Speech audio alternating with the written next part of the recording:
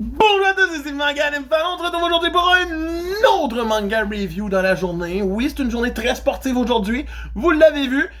Donc si vous avez vu le tome, commentez-moi ce que vous en avez pensé en commentaire, abonnez-vous et mettez un pouce bleu. Et sans plus tarder, je vous parle du tome 8 d'Aoashi, publié par Mangatoo, bien entendu. Donc Aoashi prend son 8e tome. On est dans une phase de tournoi aussi ici, où notre équipe principale, les Hyperion B, vont perdre tous leurs matchs consécutifs. 4 matchs consécutifs de perte. Et éventuellement, tu penses que Kawashi s'entraîne. Donc, Ashito s'entraîne tranquillement pas vite pour essayer d'arriver à faire de quoi.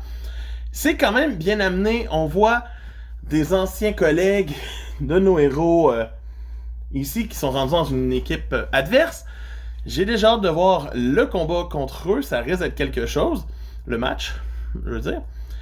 Et on reprend ici avec un match quand même assez important où Ashito va être à son poste de défenseur et se rend compte que c'est pas si facile, mais il va réussir à comprendre son rôle éventuellement et c'est là que l'œuvre prend son ampleur et prend un envol supérieur parce qu'on va le voir se donner pour vrai.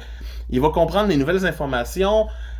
Ils vont réussir, avec bien sûr leur meilleur scoreur, à relever le score un petit peu et à montrer qu'ils méritent d'être sur le terrain. La dernière phase du jeu est vraiment intéressante.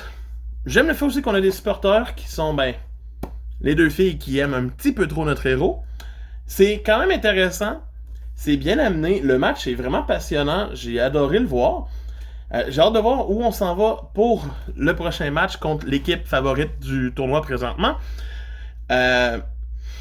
Mais ça reste que c'est une bonne lecture à Aoashi encore. C'est pas désagréable. Ce tome-ci était un petit peu plus long à lire. Beaucoup plus théorique un peu. Même s'il y a beaucoup d'action. Ils mettent en place bien des choses. Mais ça reste un bon tome et pour moi c'est un 7 sur 10. Donc, de Manga Nympha, écoutez! À plus! Bye!